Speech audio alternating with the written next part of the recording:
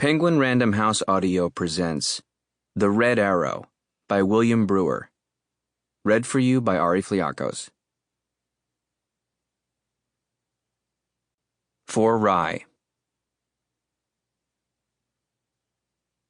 I want to say, first of all, that I am happy. This was not always the case. In truth, it was hardly ever the case. Even when I felt happy, I wasn't, because I knew that was all it was, a feeling, an illusion that would soon be chased out by something I call the mist. That I am happy now can be attributed to the fact that the journey worked, the treatment worked. I won't describe the treatment yet, because if I do so now, I'll lose you.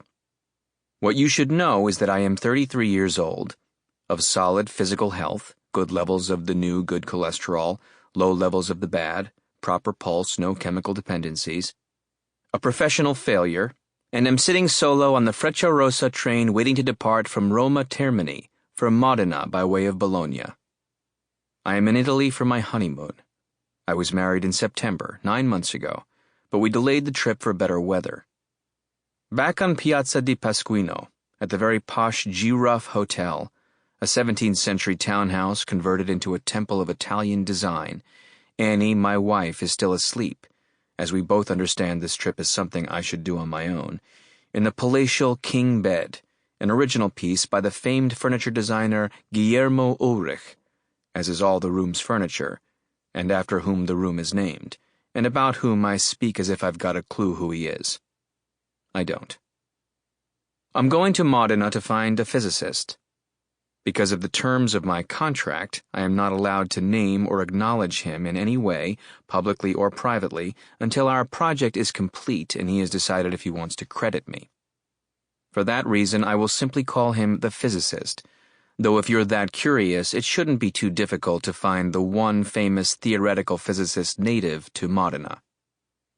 I need to find the physicist because he owes me a story.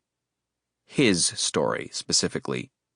More specifically, the second half of his life story, from our present moment all the way back to what he calls the Great Realization, the moment when he had a breakthrough in perception, as he describes it, after which he excelled in the study of physics, the result of which is his groundbreaking, though still controversial, theory of quantum gravity. I'm not allowed to name that either.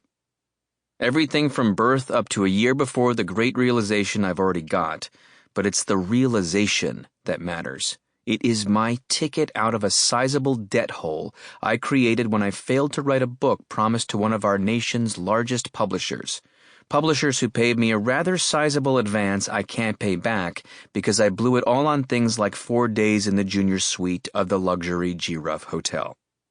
Many dark-suited women and men in a Manhattan high-rise are eagerly waiting to give me a legal suplex if I don't deliver. The good news is that post-treatment I'm able to forgive myself for getting into such a position, and I feel grateful for that. Yet no matter how profound the treatment was, how life-changing, and it was those things, I realize I can't ignore that the debt is still very real, still my problem to solve, and worse, that it haunts me beyond its financial implications. It's the last thorn stuck in my foot from years spent walking through thorns. Except not only is it keeping that time alive and keeping me connected to it, it's also got the power to infect the new life I've been gifted. And so even in my happiness and clear mind, I also feel anxious enough about the day's potential that I couldn't bring myself to eat anything from the G-Ruff's impressive AM spread, not even a prosciutto slice or cube of melon to go with my morning cappuccino, which, now in the gut, has me feeling about as eager as possible for this train to come awake and race me closer to closure. The solution is simple. All I've got to do is find the physicist, get the rest of his story, and finish the job I was hired to do, which is to ghostwrite his memoir. Indeed, through a sequence of events that can seem either cruel or felicitous depending on which side of a life-changing treatment you find yourself, I found myself in a position where, by ghostwriting the physicist's memoir, I could cancel my debt with my publisher. Whenever I turn in a new ghost-written section, the money I'd normally receive in compensation is instead deducted from my negative balance. The more of his life I write, the more of my life I get back. But then he disappeared. Vanished. All calls to voicemail, his email like a dead address, and nothing but stonewalling from his handlers. So where I'd thought there was some good old-fashioned professional collaboration and momentum, there is now only his absence, an absence that's not only thrown the project into a state of limbo, but also stands to resurrect my debt, a debt I cannot pay because I am worth approximately $0, which everyone seems to agree on except the state of California, where, under its community property laws, I am not worth approximately $0 because I am married, meaning Annie, good, bright, unwavering Annie, whose love has been the one thing I've not screwed up, and whom I continue to adore more and more every day, especially after my treatment, could see her wages garnished or private assets seized should I be sued, a thought that sends my already hot stomach spinning like a Maytag. Worse, I'm reminded of this fact nearly constantly by a guy named Richards. That's his last name. He pronounces it Richard. I guess the S is silent.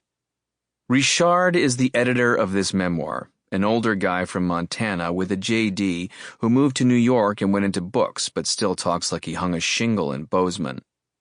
He's been in the game a while, but from what I gather he's had a bad few years, mainly from him saying again and again, "I've had a bad few years." And this book, the physicist's memoir, for which he had to put his neck on the line in order to win it at auction, is his last big swing at saving his job. If that wasn't pressure enough, a recent regime change at the publisher has made it expressly clear that he's the whitetail in their sights, to use his words. To say he was stressed about this project from the beginning would be putting it mildly. And then everything came apart. When I asked Richard early in the physicist's disappearance if he was certain it was useless to try to explain the situation to his higher-ups, he just laughed a little pathetically into the phone and said, "Barking at a knot," whatever that means. I feel for Richard, truly, but I fear he's beginning to crack, or has cracked already. At first his correspondences were understandable, vaguely anxious emails asking if I'd heard anything, maybe once a day. I kept explaining that I've never actually had direct contact with the physicist, so what could I do? But that didn't seem to matter. Then the emails picked up in frequency and desperation. He started peppering them with phrases like, "What will I do?" which became, "What will we do?" which evolved into the more personal, "I'm sure you've got to be worried," before tipping over into, "A situation like yours, I can remember from law school what it could mean for you and your wife, so unfortunate." And then back to, "We'll be ruined," and "You'll be ruined," and finally, "I'll be ruined." Then he started calling once a day, sometimes twice, every time leaving me a voicemail, where pretty much the only thing I can hear is this weird labored breathing sound he makes between clauses.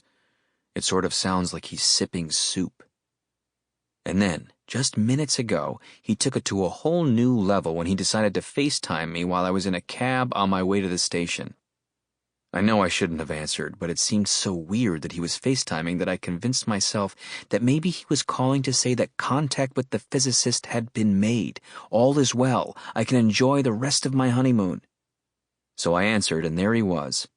His face looking how it looks in pictures online, red and kind of swollen, like a boxer's, and his head, which I've always described to myself as profoundly rectangular, complete with a flat-top buzz cut of white hair, seemed even more rectangular when I saw that it fit so perfectly into the frame of the phone screen that it was like he wasn't talking to me through the screen but was the screen itself, like some disembodied digital personality from the future whom I was holding in my hand.